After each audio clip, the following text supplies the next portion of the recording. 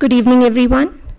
Honorable dignitaries and esteemed guests, I, Prachi Bhardwaj, on behalf of EBC, feel deeply honored to welcome you all on this momentous occasion where we gather to celebrate the release of the book Mediation in Insolvency, a Game Changer in Viksit Bharat, edited by Justice A.K. Sikri and Mr. Sumant Batra and published by EBC. This remarkable book features contributions from some of the world's leading experts in insolvency and mediation, and it promises to serve as a valuable resource not just for practitioners and students of insolvency policy and practice, but also for anyone involved in the transformation of India's insolvency and dispute resolution ecosystem. To mark this occasion, I would like to extend a warm welcome to the distinguished dignitaries on the dais. It is with great pride that we welcome our chief guest for the evening, whose journey through the corridors of justice has been nothing short of remarkable. Justice Surya Kant, who began his illustrious career in Hisar in 1984, has consistently set benchmarks in the legal arena. From becoming the youngest Advocate General of Haryana in 2000 to his elevation as a judge of the Supreme Court in 2019, his trajectory is a testament to unwavering dedication and profound legal acumen, and his impactful judgments underscore his commitment to justice and constitutional values. It is an honor to have you here with us, sir. I would like to request Vaidehi Gulati to felicitate Justice Surya Kant.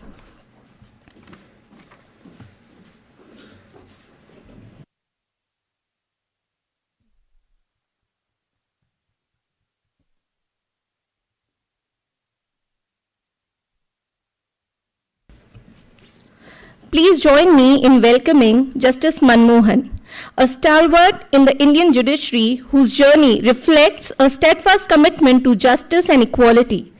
Enrolled as an advocate in 1987 and designated as a senior in 2003, Justice Manmohan's legal prowess quickly propelled him from the bar to the bench.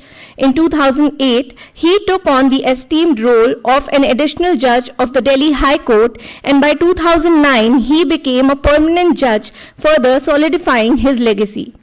Now serving as the Chief Justice of the Delhi High Court, his influence continues to resonate throughout the legal landscape. It is an honor to have you here with us, sir. I would request Bhumika Indulia to please felicitate Justice Manmohan.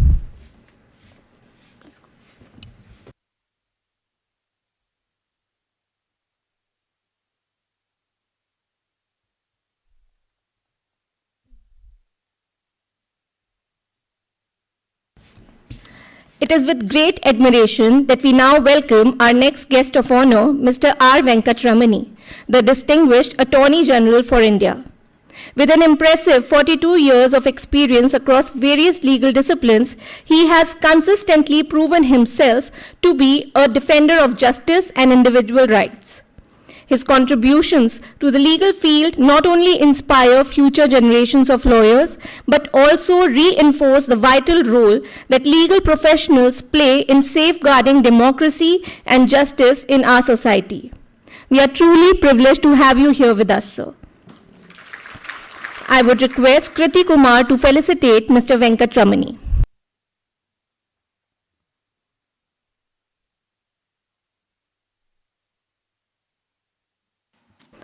It is a privilege to welcome our next guest of honor, Mr. Amitabh Kant, the dynamic G20 Sherpa of India. With a distinguished career in the Indian Administrative Services since 1980 and as the former CEO of Niti Aayog and Secretary of the Department of Industrial Policy and Promotion, Mr. Kant has been a driving force behind the transformative initiatives such as Make in India, Startup India, Incredible India, and Kerala, God's Own Country. Mr. Kant's contribution have truly left an indelible mark on the nation's progress. We are privileged to have you here with us, sir. I would like to request Apurva Goyal to felicitate Mr. Kant.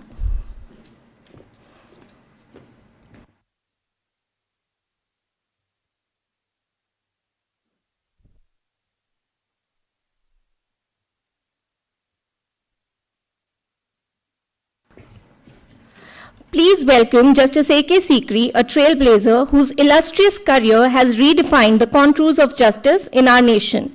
With a remarkable career spanning over 4 decades, Justice Sikri has not only shaped the landscape of constitutional law, but has also championed labor rights and arbitration with unparalleled fervor. With over 400 Supreme Court judgments to his name, Justice Sikri stands as a beacon of integrity and a champion of justice. With this groundbreaking book, Justice Sikri, along with Mr. Sumant Batra, is set to transform India's insolvency and dispute resolution ecosystem. We are glad that you found time to collaborate with all the experts from all over the world and give us this book. Thank you, sir. I would like to request Shubhra Venkat to felicitate Justice Sikri.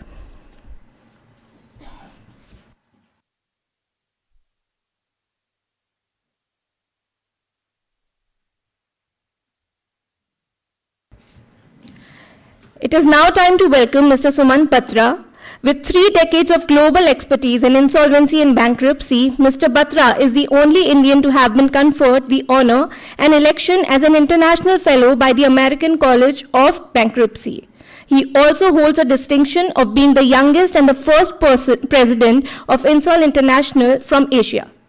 Beyond his legal prowess, Mr. Batra is the creative force behind initiatives that celebrate India's rich heritage and literature.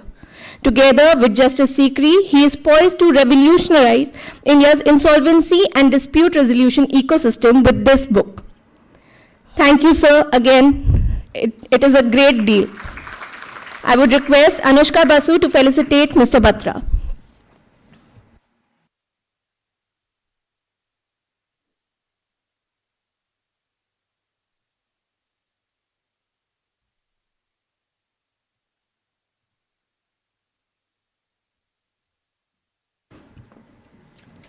Founded in 1942 by 2 brothers, EBC has grown from its humble beginnings in law book selling and publishing to India's largest legal publishing house that serves as a vital research source for legal professionals and students. As the director of EBC and associate editor at Supreme Court cases, Mr. Sumit Malik, with his visionary leadership, has propelled the organization to new heights. His strategic insights and innovative approaches have significantly contributed the growth and prominence of EBC. In addition to his role at EBC, Mr. Malik serves as the head of the finance chair at the Entrepreneurs Organization, Uttar Pradesh, showcasing his versatility and unwavering commitment to excellence. I would request Sarisha Chawla to felicitate Mr. Malik.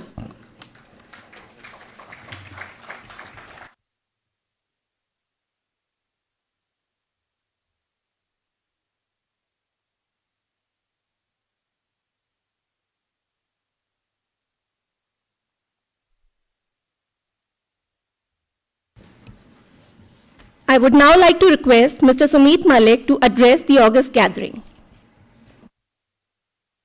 My Lord Justice Surya Kant, My Lord Justice Manmohan, Mr. Venkatramani, Learned Attorney General, Mr. Amitabh Kant, G20 Sherpa, our authors, Justice Sikri, Mr. Sumant Batra, Honorable Judges, Learned Senior Advocates, students, and gentle people.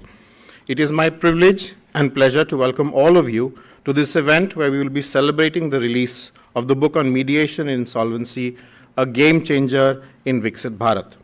I am grateful to our Chief Justice and the Chief Guest and our guests of honor for taking the time out to participate in this event.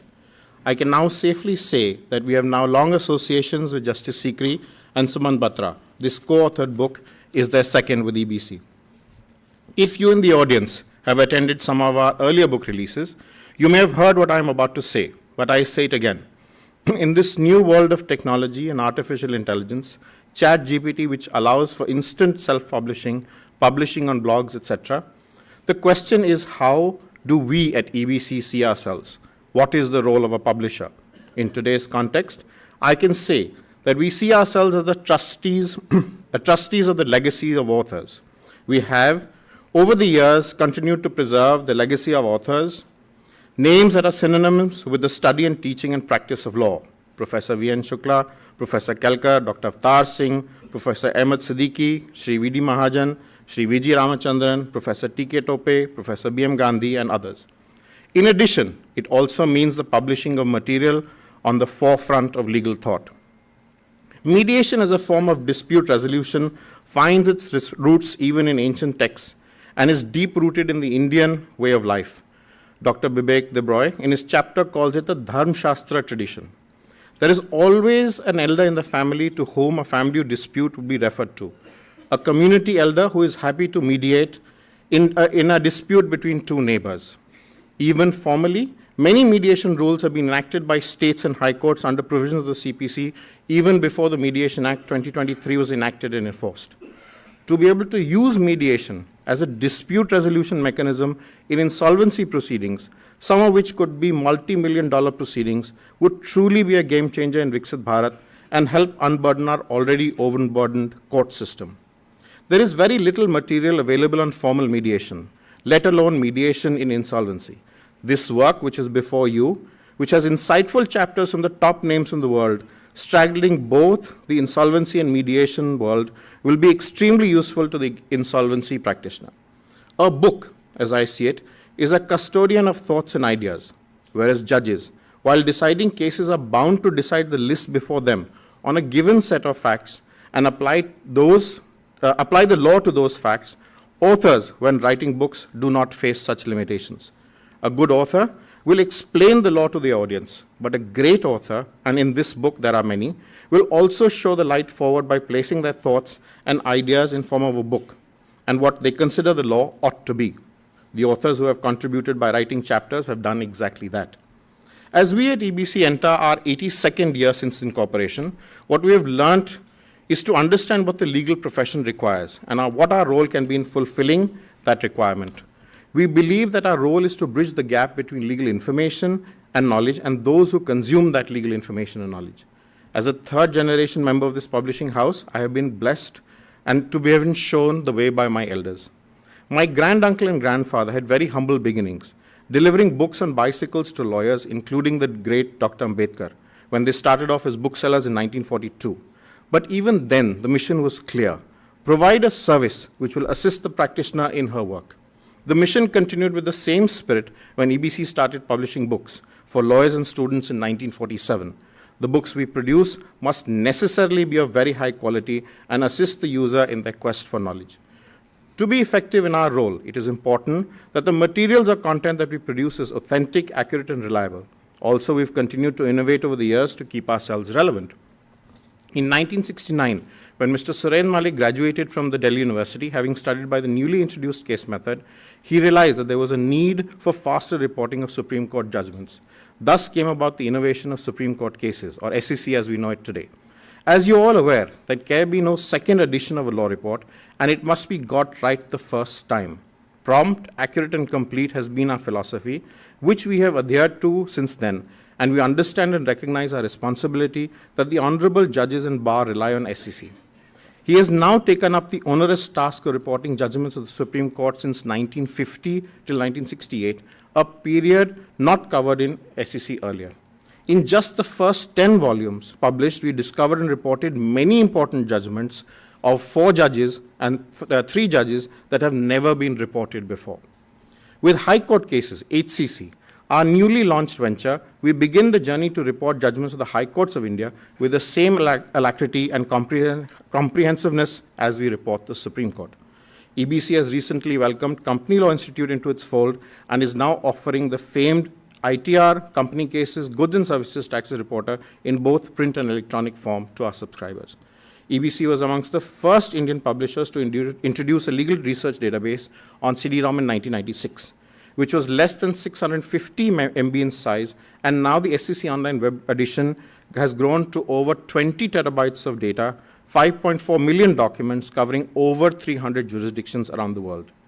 Even though we believe that the printed book is not going away, yet for the tech-savvy, EBC's EBC Reader platform is ready and has over 400 books, and we add new ebooks to it every day.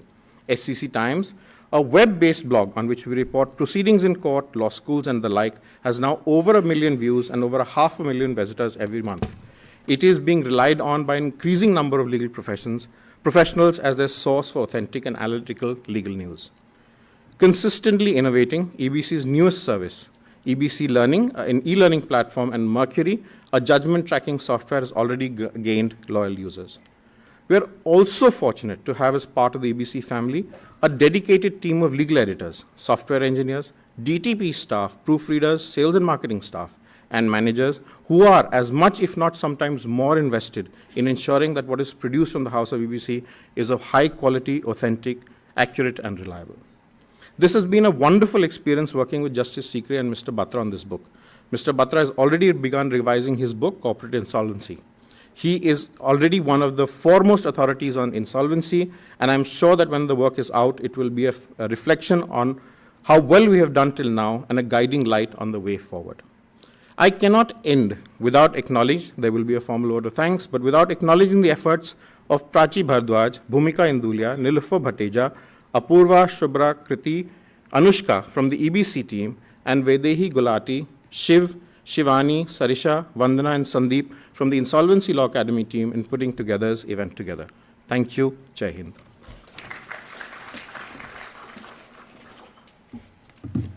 Thank you, sir.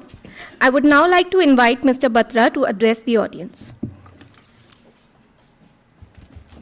Thank you. Honorable Chief Guest, Justice Surya Kant ji, Judge, Supreme Court of India. Shri Justice Manmohan ji, Chief Justice of Delhi High Court. Shri R Venkatramani ji, Attorney General for India. Shri Amitabh Kant ji, G20 Sherpa. Very distinguished guests present in the room, including the authors in this book. On behalf of Justice Sikri, Honorable former Judge of the Supreme Court of India, presently International Judge, Singapore International Commercial Court, the co-editor of this book, I express my deep gratitude to all of those who are present here to share with us this moment of happiness and also a big stride in the way of trying to build a robust insolvency system in the country. When Insolvency Law Academy was conceived in June 2022, it was following a nudge by late Vivek Deb Roy ji, where we were discussing a kind of an update on how the IBC is performing. And he suggested that we should have a first-class research institute on insolvency, which meets global standards, provides cutting-edge research, which can guide policy making and help standard setting in insolvency. The first thing that was done after the institute was set up, I met Justice Sikri and requested him to chair the Global Advisory Board of very, very many eminent people, including from the World Bank, IMF, and Insol International, and other streams of insolvency from around the world. And when we sat down to sort of discuss the vision and the agenda for the ILA for the next 5 years to 7 years, at least, one of the things that he suggested, alongside many others, was that we should certainly see how and explore if we can make use of mediation in insolvency. This was alongside other subjects that we were looking at: climate change, building scholarship in insolvency, looking at some other areas where we thought that we can take thought leadership of insolvency around the world. We've come a long way in the last 2.5 years. We have produced a good body of work already, a number of research papers, but this is our first collaborative effort to come out with a publication in partnership with EBC, which we believe will take thought leadership in this area, not just in India, but also beyond. We believe that insolvency law was intended to be and generally is globally non-adversarial in nature. Yet, disputes do arise amongst parties, between parties, before or after or during the admission or the process itself. Most of these end up at the doorsteps of NCLT, clogging its board and unfortunately delaying the processes.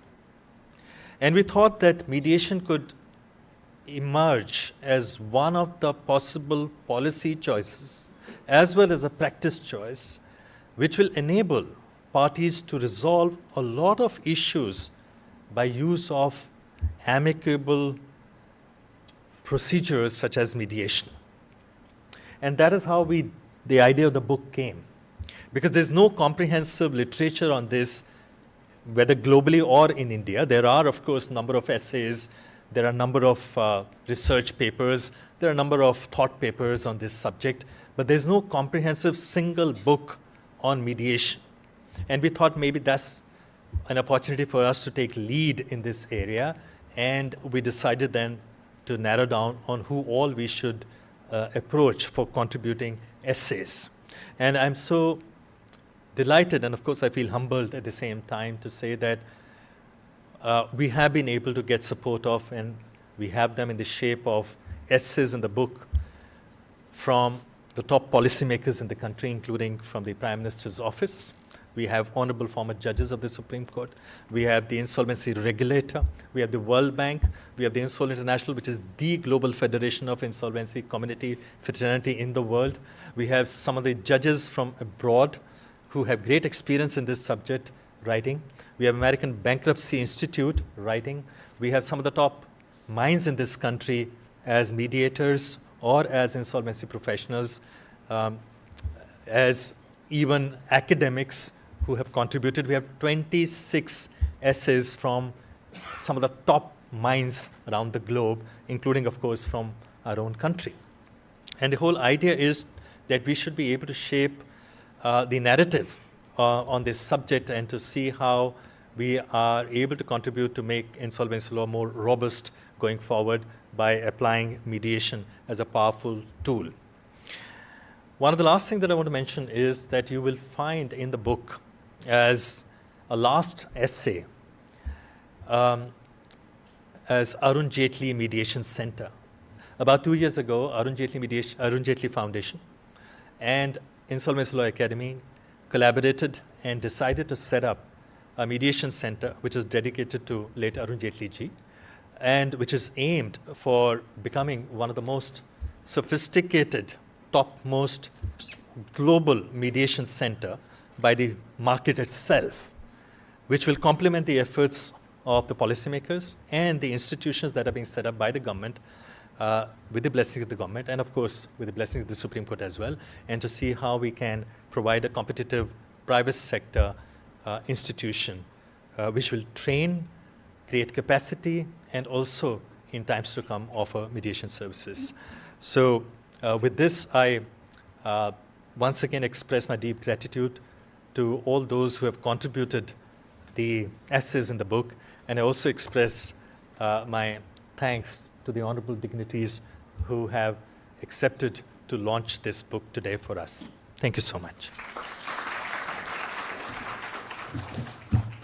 Thank you, Mr. Batra, for that amazing introduction to the book. On that note, before we proceed any further, I would like to request our chief guest, Justice Surya Kant, to please release the book for us. I would also like to request all the distinguished dignitaries on the dais and Mr. Surendra Malik, Managing Director, EBC and Chief Editor, Supreme Court Cases, and Mr. Sumant Malik, Director, EBC and CEO and Founder, SEC Online Division, to join us on the stage to commemorate this momentous occasion.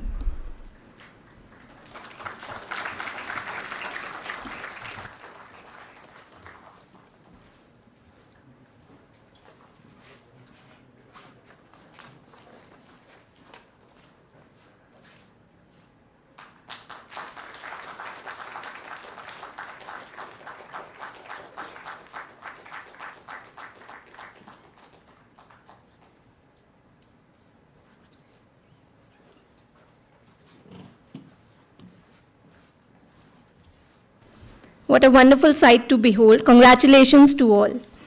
I would now like to invite Justice Sikri to say a few words on the occasion.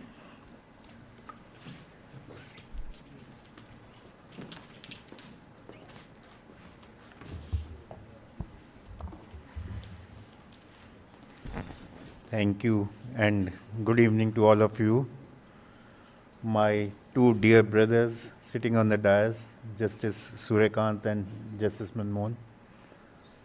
My two very dear friends sitting on the dais are Attorney General Mr Venkatramani and Mr Amitabh Kant. Mr Sumant Batra, very, very dear to me in so many ways. And Mr. Sumit Malik, who is the creator of today's product, if I may say so, along with his team from EBC. All the very, very special persons in the audience, including Mr. Sahu, the first chairperson of IBBI. And what I find in the audience is persons of our own family, as I call mediation family. I think everybody who is sitting in the audience is not only committed to mediation, the cause of mediation, they have been working tirelessly to achieve the miracles and magic of mediation work in this country. So my thanks to everybody who is here in the audience today. As I have mentioned that all of you are so well versed with the mediation, so I don't have to tell you about the magic and miracles of mediation, because as I said, you are producing that magic and you are achieving those miracles day in and day out while resolving so many disputes through mediation every day. But I would only say, as far as the journey of mediation in this country, from 2005, when the first mediation center as a project, pilot project was set up in Tisarari in Delhi, and immediately thereafter in Delhi High Court, and now almost every nook and corner of this country. We have realized that in many ways, mediation is a better form of access to justice, and it's a better form of even arriving at more just resolution of the disputes when compared with other systems. In many ways, when I say under many, many circumstances, it proves to be so. Secondly, it's a good substitute for adversarial system, which normally the courts and arbitration adopt. Again, there are many disputes which are not to be litigated in an adversarial system, and mediation becomes a savior in all those disputes. Number 3, which was the main purpose for which the mediation was introduced in this country, after seeing its success in the West and more particularly in United States, that the courts are clogged with dockets, and this is one form of alternate dispute resolution which will ease the burden of the courts. And the number of cases, of course, we are still struggling with the areas in this court, in our legal system, but notwithstanding that, we don't know the lakhs of cases which have been settled through mediation only in Delhi, and if we take the figures of all India, it may be much, much more, the burden of the courts would have been much more than what it is today. And as we are progressing towards the success of this mediation, and mediation is becoming really popular, I think the burden of the courts is going to be reduced in future, which we are looking forward to. I say, even in the context of arbitration, that of course I would not say that it is lessening the burden of arbitration, but in fact it is proving to be more potent weapon, and that is my hypothesis and my belief, that it is becoming more potent weapon to salvage in the situation in which this arbitration is today. Arbitration was conceived as the alternate dispute resolution system, which would be more speedy and which would be cost effective. Over a period of time, we have realized that has not been happening. But in order to popularize arbitration more, all institutions, arbitral institutions, have also understood the importance of mediation, and that is why this Med has started. Why even mediation is introduced in arbitration shows the significance of mediation as far as the dispute resolution mechanism is concerned. And it is because of this reason mediation which is gaining popularity. Initially, again, when it started here also, we thought, and in many other countries as well, that as far as mediation is concerned, it was good for family disputes, it may be good for the matrimonial disputes, etc., and maybe other small kinds of disputes. Over a period of time, it was realized, no, it is very good for even settling the commercial disputes and international commercial disputes as well. That's the reason for last number of years now, when it comes to settling the international commercial disputes, which are becoming more and more complex, that the mediation is resorted to. I don't know what's the reason. I'm giving you one interesting figure or a statement or a news, which may not be good for me personally, that in last 4 months or 5 months, my 4 international arbitrations which were going on have been settled. Maybe lost to me personally, but it shows that the parties want to settle the disputes through mediation. And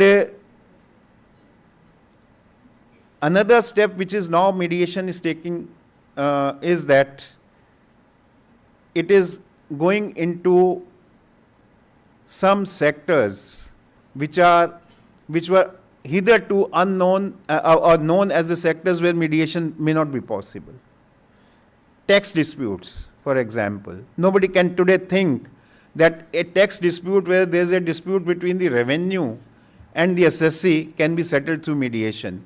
May not be in that sense, but yes, initially, if it is a dispute between a public sector undertaking or some semi-governmental body and the government, that is tax department, it is possible. And I think today people may think, and even the government may think, that it may not be possible. That time will come and show that it is very much possible.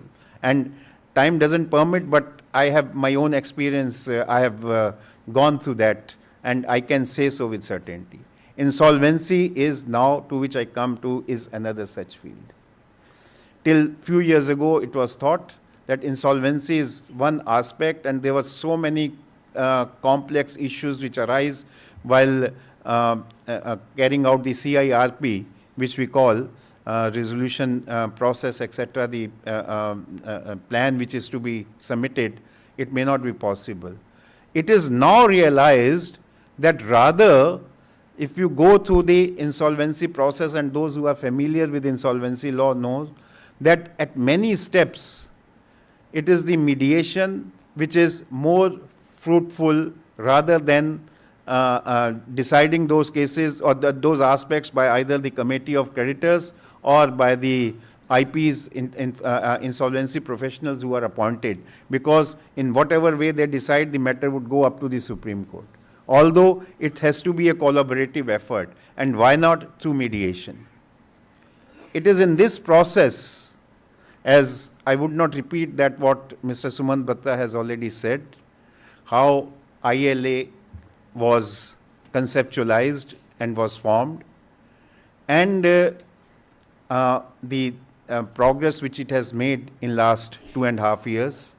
But then we know, and we have come to know, and we have seen many conferences, international conferences on insolvency which I have attended, many institutions including the courts, etc. Everybody is today talking about mediation in insolvency. And they think that insolvency is and it is even in SICC, of which I am international judge. Every conference which we have, this is the hot topic of discussion. So therefore, in that context, as Mr. Sumant Batra has already informed you, we thought that, look, there is literature, people are writing about it, it is becoming relevant, but why not have all this wisdom in one place? So this is, of course, I must give credit to Sumant. It was his idea. Thereafter, it became a collaborative effort that we chose the persons who can write on this, either those who are good in mediation or those who are good in insolvency, or there are many, Mr. Chandok sitting here, who is good in both. So we requested those persons from abroad and within India. We have Mr. JP Singh sitting here, Mr. Chandok, Iram Mazid, who have all contributed. I think Madhvi Diwan has also written one, has contributed an essay. So it talks about in length and breadth various different aspects of mediation in insolvency. And let me tell you, even for mediation word, those who are doing mediation, when, of course, the general principles or the procedure which is to be followed and what is to be done by a mediator is known. But when it comes to specific field, there are certain nuances which are to be kept in mind. And this book is going to be very helpful in that sense. That is my belief. So with this, I thank everybody. I profusely thank all the persons sitting on the dais. Justice Surya Kant has graciously contributed. He has written forward to this book. Justice Manmohan, Chief Justice, when I requested him that can we have the function here, very graciously and immediately agreed to that and said that you are most welcome. When I requested Attorney General to be here at this moment, he said that when you say so, I will not say no, and that is the affinity which we have, and so was Amitabh Kant. So thank you very much, everybody, and I think you are going to really relish reading of this book. Thank you very much.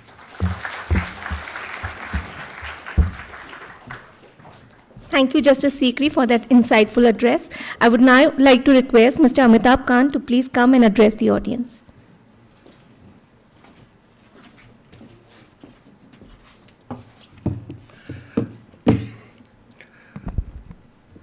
Honorable Justice Surya Kant, Judge of the Supreme Court of India, Honorable Justice Manmohan, the Chief Justice of the High Court of Delhi, the distinguished Attorney General of India, Honorable Mr. Venkatramani, the multifaceted Justice Sikri, who's been a judge, writer, editor, great speaker, many things rolled into one. Mr. Sumant Batra, the co-editor of this book. Mr. Sumit Malik, the director, EBC Group of Companies. Distinguished guests, ladies and gentlemen. The ambition of India is to be a Viksit Bharat, a developed nation, by 2047. This implies that India's GDP has to grow from roughly about 3.7 trillion to about 40 trillion by 2047. And this implies that your GDP has to grow by almost 10 times, your per capita income has to grow 9 times, your manufacturing has to grow about 18 times. And this is not possible without speedy resolution of commercial cases and without mediation being a very inherent part of insolvency. This volume of mediation in insolvency, a global perspective, represents a very significant contribution to the evolving field of insolvency law and dispute resolution. Particularly in India, where the Insolvency and Bankruptcy Code has ushered in very transformative changes in our financial ecosystem. The IBC has marked a very significant shift in India's approach to financial distress. Once India was characterized by the notion that India had transitioned from socialism without an entry to capitalism, without an exit. This paradigm shifted with the introduction of the IBC, which provided a much-needed mechanism to address insolvency issues in a time-bound and efficient manner. The IBC has played a transformative role in the Indian economy.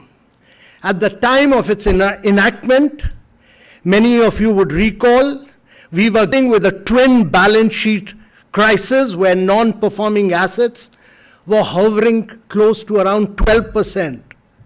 This resulted in the choking of fresh credit, which is the economy stalling economic growth. The IBC emerged as a lighthouse of a new era, ushering in what Justice Nariman had eloquently paraphrased from John Milton as a defaulter's paradise lost. It engendered a culture of corporate accountability and credit discipline. A behavioral shift occurred where borrowers realized that they needed to repay their debts. NPAs are now at a historic low, bank balance sheets are robust, credit is growing at a healthy clip. The IBC has so far been successful because the entire ecosystem and the institutional infrastructure came together and played their part. However, as we look at 2024, we must acknowledge some major concerns regarding the present functioning of the IBC, indicating a need for a second generation of reforms. Analysis of IBBI's own data shows that insolvency resolution at the National Company Law Tribunal averaged 716 days in the last fiscal year, up from 654 days in 2022-23. More concerning is the average time taken for the admission of cases, which stood at 468 days in financial year 21 and increased to 650 days in financial year 2022. Recovery from defaulters under the Insolvency and Bankruptcy Code has actually decreased in 23-24 from the previous year. The rate of recovery fell to 27% of the creditors' admitted claims in 2023-24 from 36% in the previous year. Ladies and gentlemen, the creditors are applying for admission under IBC more than 2 years after the account has been NPA. Delay in filing applications is leading to a loss of value for the asset. The IBBI studies show that about 50% of value is eroded before the companies are admitted to IBC. Therefore, it is necessary that the creditor should apply for admission as early as possible. But as we all know, there is an inverse relationship between time and value, and accordingly, the delays are depressing the values recovered. And to my mind, for maximizing the values of a debtor's assets, mediation will have to play a critical and a very significant. He says, what is the IBC going to do in the world of getting justice for people who are in darkness about what is their future in resolving the disputes? And he is a very forcefully written piece in this. I thought I should read the rest of the contribution before I read his article, because I can become a little biased in looking at the possibility of settlements or the lack of it in the insolvency field. But then as I read through some of the articles relating to the Commercial Courts Act or mandatory versus directory, and all a wonderful piece of thoughts and ideas, which egg us on to go beyond the pedantry ways of looking at mediation and things like that. So as we try to enter into this debate, before I come to Sriram Panchu's very incisive piece and how it gives us a very important perspective on how you look at mediation and all that. So I was trying to pick up some ideas today. You cannot come on an important book launch like this without having prepared yourself at least minimally, if not fully. So I was looking at described litigation as a machine which you go into as a pig and come out as a sausage. I think it's an important, very important, significant statement. So if you want our adversarial legalism, because I think over a period of time across continents, the ability and the cultural inclination of people to settle disputes without getting into formal dispute resolution processes was lost over a period of time. The civilizational value was lost. So we get into a adversarial legalism. One of the authors who wrote a book somewhere in 1992, I think Leonard Rosenthal, who talked about the values of how adversarial legalism had produced different outcomes in France and England. In the context of France, it went into a different direction. In England, it flourished. So adversarial legalism, even in different parts of Europe, had seen different outcomes. So the cultures or the nuances of adversarial legalism in different countries that produce different outcomes. But what do we learn from an adversarial legalism? How long are we going to be tied up with? Important for us not really look at what called the pedestrian ways of whether making mediation and mandatory or making it directory and so on and so forth are one level of looking at mediation and the values of mediation. We need to get into a different higher levels of looking at that. So how do we therefore, I thought this book is an important initiator to go beyond those what we call the legalistic pedestrian ways of looking at mediation and its prospective contributions.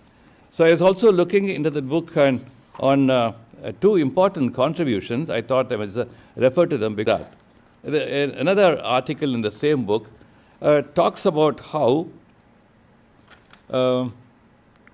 it says those who criticize settlements suffer from what I have called in other contexts litigation. I think it's a very important way of looking at it, because now we become so involved in the adversarial legalism that we become romantics with litigation. So whenever there is a possibility or a scope or a debate which is initiated or assured, to look at other ways, the theatre of IBC, two important theatres where this book, I'm sure. So I think I must congratulate both Justice Sikri and our Comment Batra on the very important contribution. But I have a few more reflections before I conclude. Now, we talk of party autonomy in arbitration, right? It's sacred. But we don't talk of party autonomy in mediation. Why not?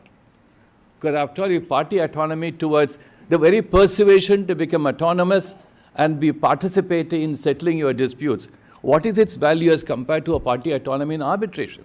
Party autonomy in arbitration is enforceable. So we still have not reached a stage where the importance and the sacredness of having contracts drawn, where mediation will have a certain fundamental value. And then therefore, then we did not get into the question whether a statute should provide something should be mandatory or directory. So if parties are persuaded to move into an entirely different, what called perspective and approach to dispute resolution. Somewhere I find even the dispute resolution word has been borrowed from an adversarial legalism. Probably we need to look at some more better or more persuasive expressions and things like that. So if that is how it is, why can't we go into a stage where universities, law schools, and courts also began to talk of the importance of contractual, phrases where mediation will become an integral part of mediation, settlements and all that. And Mr. Kant talked about the rate of decrease in resolutions in the IBC field. It can be traced to many factors. Like you use from DRT to SURFACE, then we have had the SICA Act, and then we into IBC. So if you trace the evolution of those efforts, then every effort has been, I think, confronted with the internal conflicts which the law did not perceive when the law was enacted. So IBC will probably face that in sooner or later. But that's not a criticism in a negative way. Because many of these, that's why if you talk about an adversarial system and to try to build all procedures around them, I think the procedures begin to bother us. The procedures begin to drag us. They become dragging factors. Whatever one may say about the importance, or for instance, the Commercial Courts Act, there have been several amendments. So how far your procedures will become a confronting element. So I think, therefore, as long as we stick on to an adversarial legalism in our dispute understanding and dispute resolution, we'll be tied up with these issues. So it's important that Sikri has opened our eyes to looking at dimensions which would not normally perceive. They are built into this book, but I think it's not a book for a one-time attention. It's a book which calls you to keep reading again and again, not only for your own reflection, but for you to share those reflections with the legal community in order that So sometime back we thought we were talking about ad hoc versus institutional arbitration. And one idea was to bring in a bar, an arbitration bar. We could probably try to improve or probably fasten an important element in institutionalizing arbitration. So in the course of time, I also thought, I've been speaking to many people in the bar, that we'll have a national mediation bar. And this mediation bar will probably be part of looking at, and after all, when the initial days of legal aid, people wanting to do legal aid services, were not very favored lawyers, right? You belong to a slightly lesser level of your legal practice. But today it's very different. And I think it's important for us to say that as long as and as far as people who enable people to settle disputes will stand in the higher echelons of the bar, I think that will be a great index of the service to the nation. Therefore, I would welcome all possible thoughts and ideas on how to have a national mediation bar, and we try to spread as far as possible and as wide as possible and as intensely as possible. So I think, thank you for inviting me here today. I thought I'll share these humble ideas with you. I think the book will travel far and wide, and I'm sure if anywhere you need any one of us as party, your journey partners, we are there to help you with. Thank you so much. Thank you, Mr. Venkatramani, for that insightful address. Now I would like to request Justice Manmohan to please address the audience.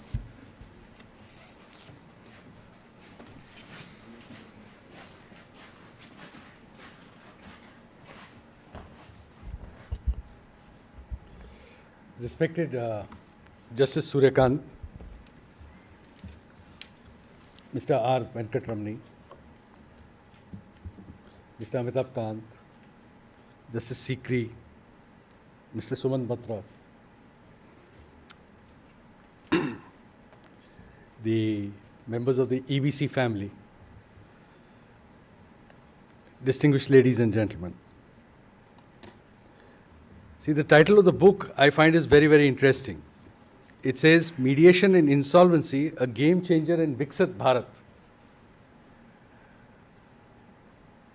According to me, a Viksit Bharat means a nation that is developed, that is fair, and that is economically prosperous. How do you do that? You do that by ensuring that private enterprise in the form of companies, in the form of industries, flourishes. People who set up industries, who set up big companies, they always take a chance. No one is sure that the business will grow and they'll be successful. So there is always a downside that the business may not succeed, the venture may not succeed. If that is so, then we have to have a proper mechanism to deal with the financial distress that is generated by the failure of that venture. In any growing economy, you cannot have too many stressed loans, too many stressed assets. You have to ensure an expeditious resolution of the dispute, and the dispute must be resolved to the satisfaction of all the stakeholders. When I was a lawyer, I was primarily practicing on the corporate side, and I can tell you that the interest of the stakeholders can be very, very different. The employees' interest in settlement may be entirely different from what the investors' interest may be, or the shareholders' interest may be. There would be creditors who would be looking at it from a totally different prism. There would also be third-party contracts which would have been executed midway, who would be looking at the scheme of rehabilitation, amalgamation from a totally different perspective. How do you bring these competing interests on the table and resolve it expeditiously? Taking a very legalistic approach in the court process, especially in a system which is already overburdened, we see that in and day out. We all know even our NCLT are overburdened. A large number of writ petitions are being filed seeking early hearing in the matters which are pending. So the system, the judicial system, has a limited capacity. But in a country which is growing and growing at a remarkably fast pace, I think we'll need to look for new tools to resolve disputes and to resolve them at a fast pace. I think mediation is one of the tools that we need to try. I expect that it could be a game changer when it comes to resolving disputes in insolvency. There are some inherent advantages, as we know, of the mediation process. One is it is flexible. It is not to be done in a straitjacket manner. When law is administered, it is normally done in a very straitjacket manner.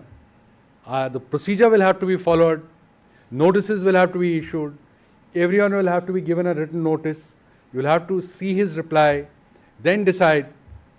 And it may not be possible in a legalistic manner to balance so many interests that we have to deal with. In insolvency, that flexibility that you have of accommodation that can be done, I think you can achieve that result nowhere else.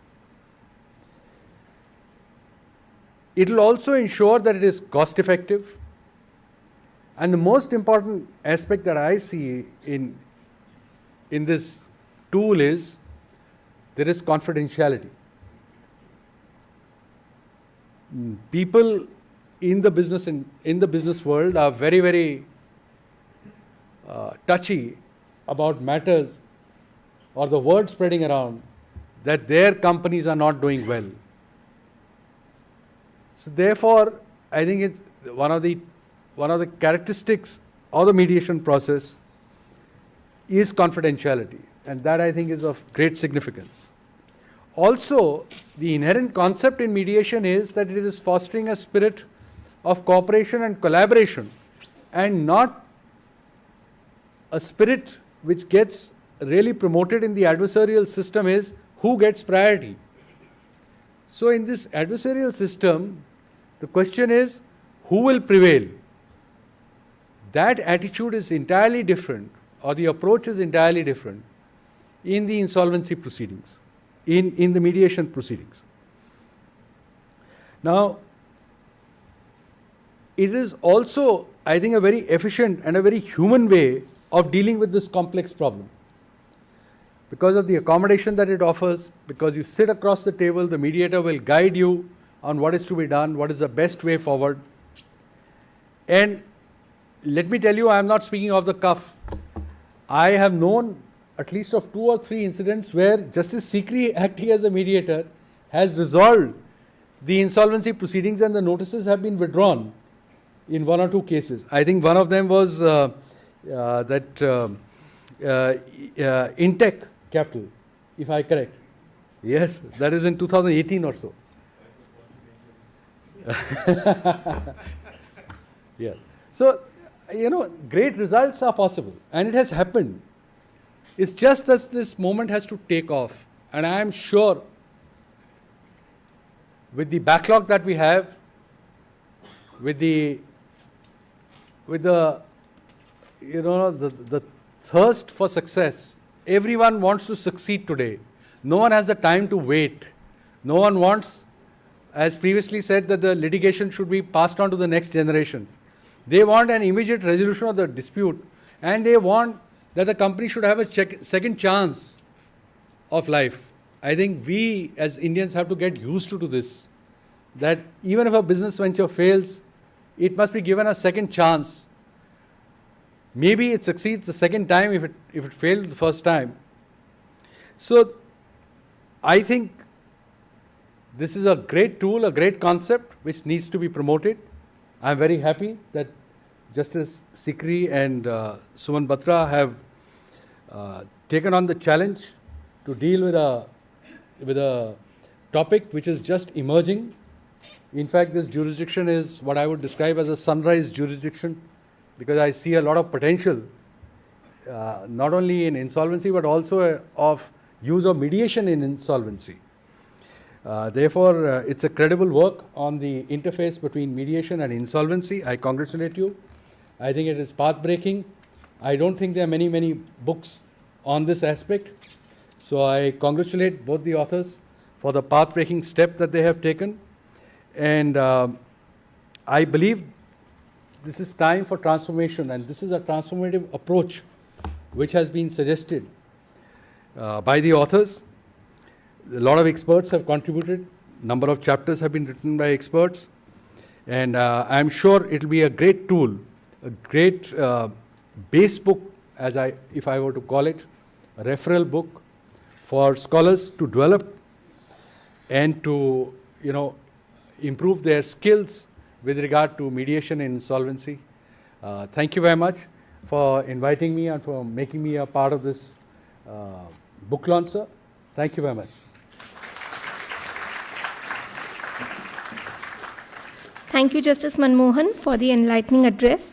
It is now time to invite our chief guest for the evening, Justice Surya Kant, to please come and address the august gathering.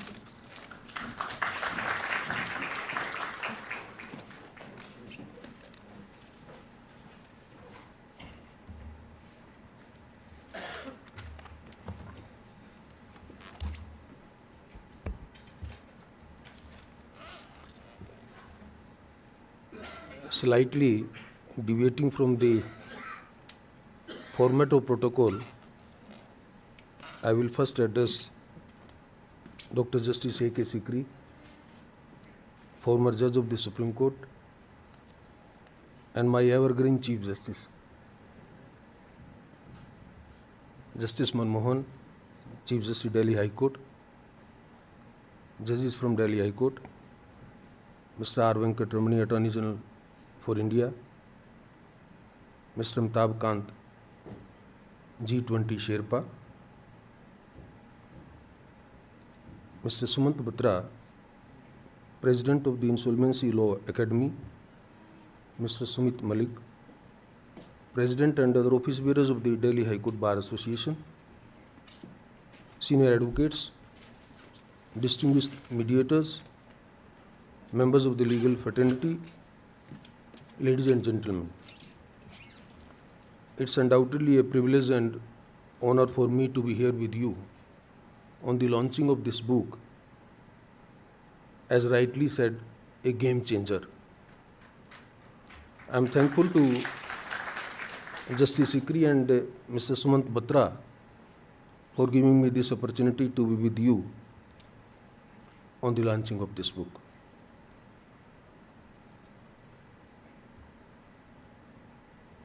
Justice Sikri in his speech hinted how the courts are overburdened, and right from the district courts to the Supreme Court, we keep on talking of the pendency, the areas, the timeline within which we'll be able to address those pending matters. Mr. Amitabh Kant, in a very eloquent speech, he highlighted the importance of the IBC as a legislative mechanism introduced for the fast and speedy and timeline disposal of the commercial disputes. But then he also flagged the issue of pendency before the NCLTs or NCLAT, and how the timeline prescribed in the statute is not being adhered to, maybe on account of the overburdened institutes.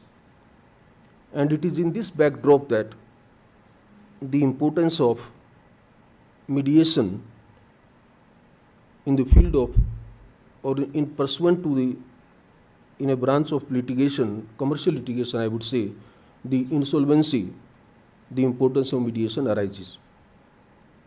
When we talk of insolvency, basically it's a stage of a commercial dispute.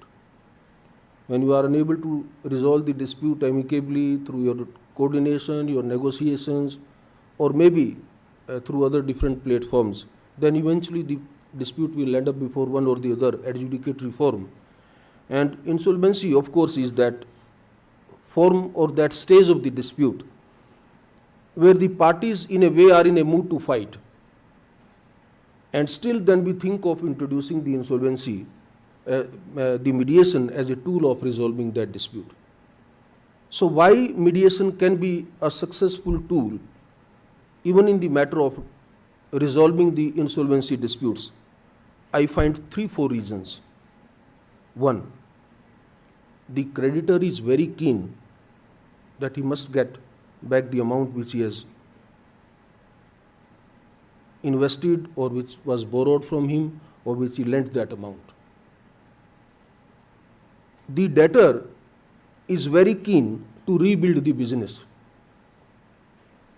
The shareholders are, of course, again very keen to safeguard their own stakes because they have also made investments in the business. The operational creditor are also under a lot of fear that in case their supplies, the long-term business relationship is come to an end, ultimately their industrial unit or whatever services they are providing into the industry, they will also be in danger.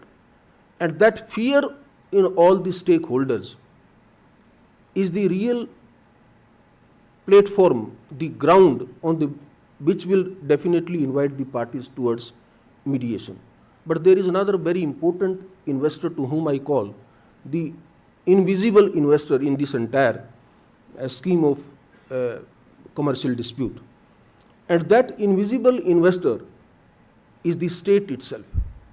If the industrial units will come to closure, if merely because through the insolvency processes the business can be auctioned, can be dismantled, and ultimately whatever scrap is left that can be sold, who is the last end loser?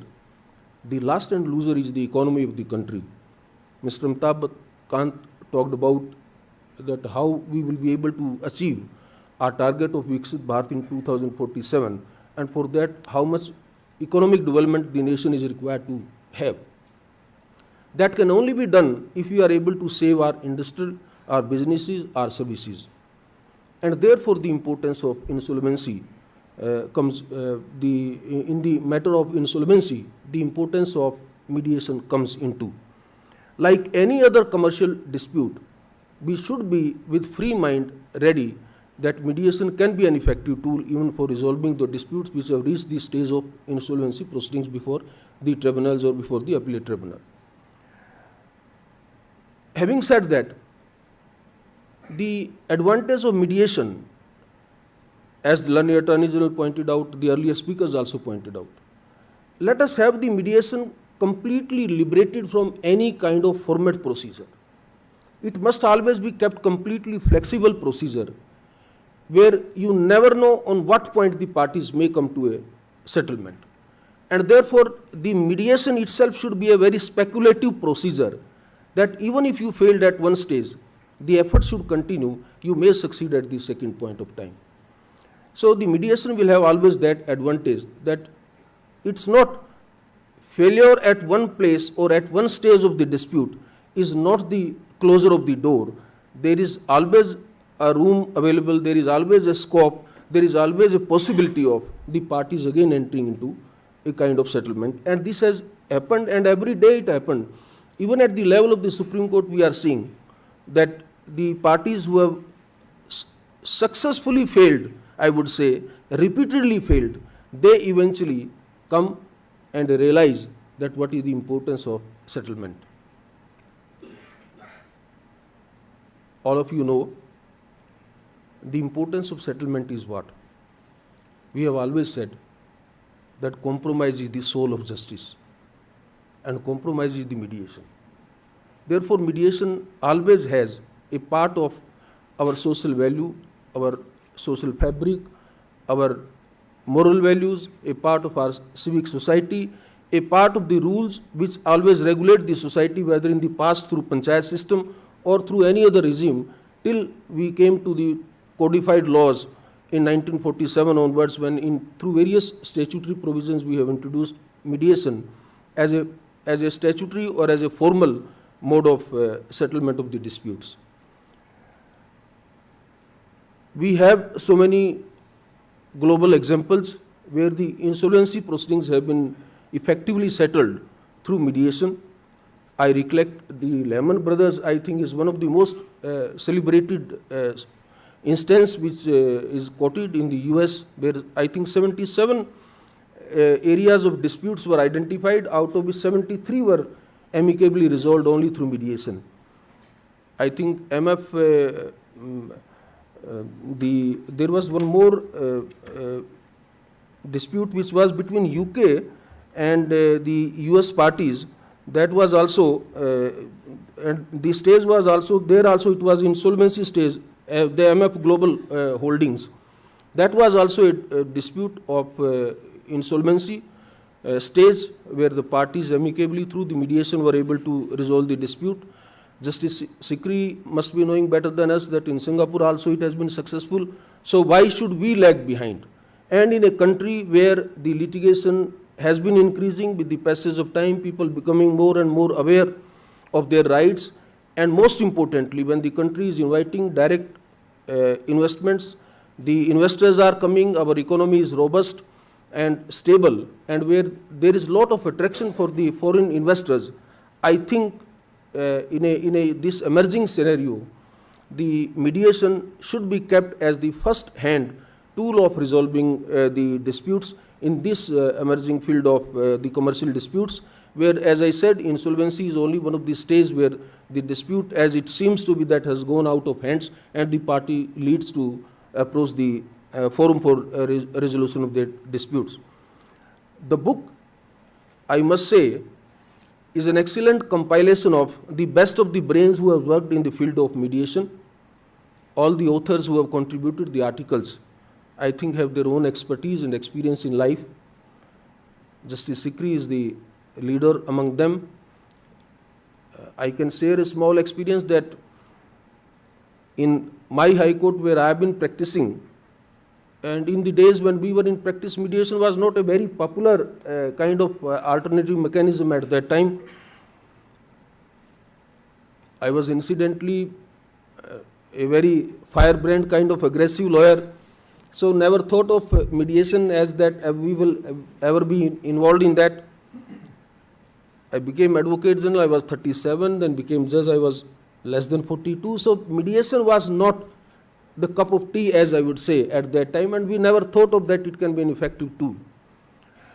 But after my elevation as a High Court judge, and in 2005 onwards, and when we started hearing about that mediation can also be something which can be explored for the purpose of dispute resolution. And Mr. J.P. Singh would recollect that when I took over the Judicial Academy, and when Mrs. Ramchandran and Mr. J.P. Singh, they used to come from Delhi, and we used to train our judicial officers with the idea and hope that maybe that some of the matters they will be able to resolve through mediation. So that training part, then at that stage we started really taking interest that yes, mediation can be something which can be through a win-win situation will be able to resolve the dispute. And I must say that with the passage of time, I did realize that yes, mediation is something that's a very effective tool.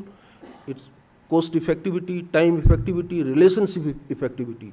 When I said in the context of insolvency, see please people who have set up the industry, they have a lot of attachment also with the industry. There is an emotional bondage with the business you start, and the people want to save that. So when we talk of emotional bondage, we talk of mediation. The commercial disputes, this book is a real guide. It's a very, very effective tool.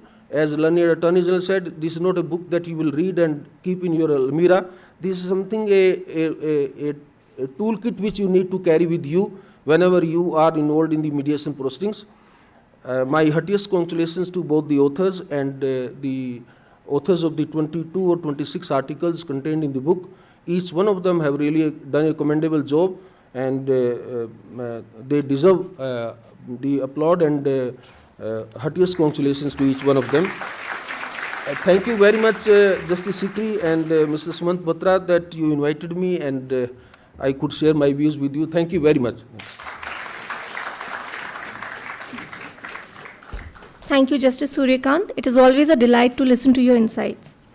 Time has flown by and we find ourselves at the close of this remarkable evening. But before we conclude, it is essential to acknowledge the contributions that made this gathering possible. I would now like to invite my friend and colleague Nilofer Bhateja to deliver the vote of thanks.